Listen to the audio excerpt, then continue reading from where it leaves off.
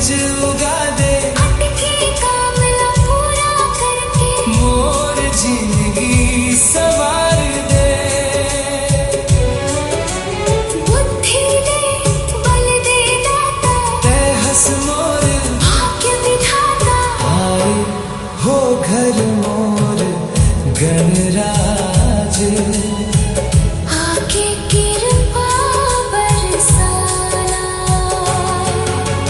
जब ले तोर नाव जपत हो, मन में शांति समाधे। गणपति बप्पा मोर दुलरवा, हर संकट तर जाते,